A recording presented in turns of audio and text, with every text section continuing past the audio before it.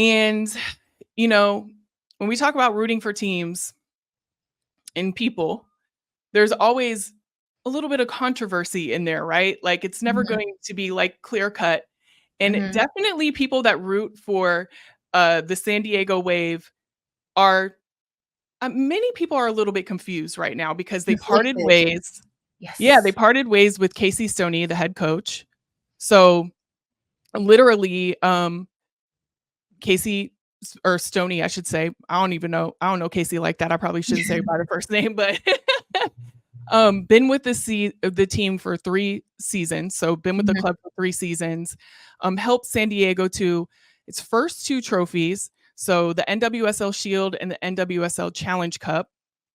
But, right now, the team is in a rockier spot, in the midst of 7-game winless streak. So, I mean, 7 games without a win, obviously, and sits 9th in the league standings, and is 1 point outside of the playoffs as the season approaches the halfway mark. Mhm. So, a little bit about where they're at now and where they were with the coach.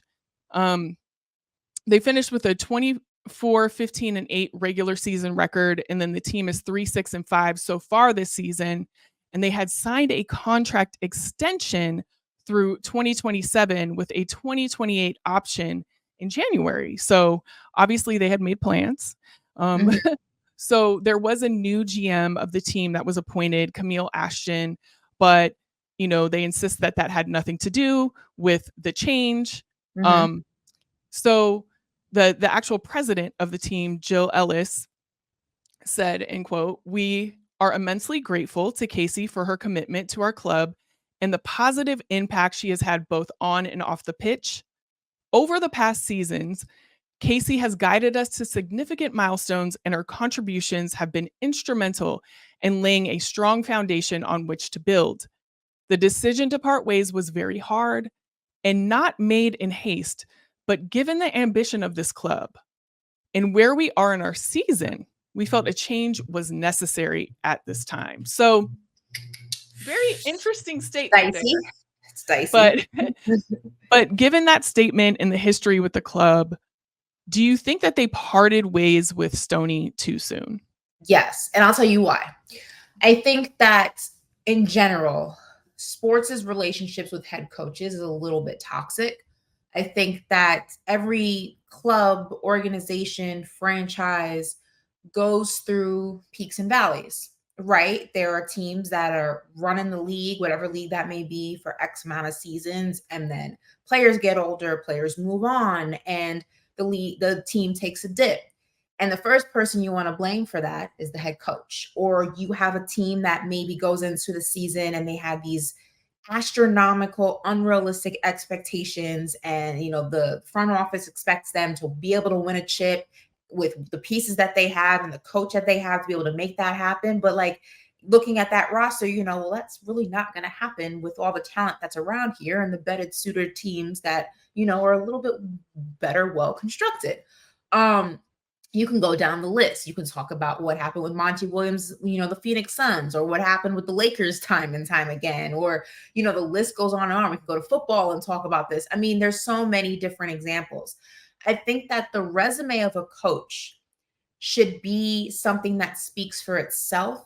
And when you talk about a coach who has won multiple titles in whatever form they may come in for a certain club or organization, like I said, that grace should be given, because this is competitive sports and teams get better, and teams that used to run the league go ahead and fall back. That would be like the Aces firing Coach Becky because they have more losses this year than they did last year when they're just coming off of a 2-peat. That would be crazy. The league's gotten better. The league's gotten more competitive. There are new rookies that are now in the league that are making it more competitive. You can't stay number one forever.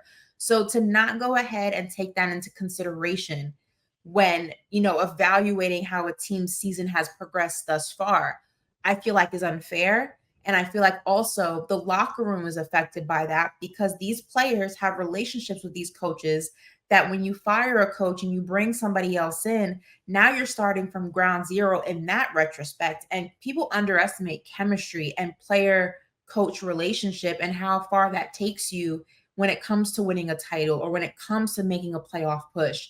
I just think that this was, to say it wasn't done in haste, it sounds like it was done in haste. Because if it wasn't, you would have given her the benefit of the doubt to try to fix it and maybe come back next season and try to fix it and then make a decision based on everything she's done for the club so far.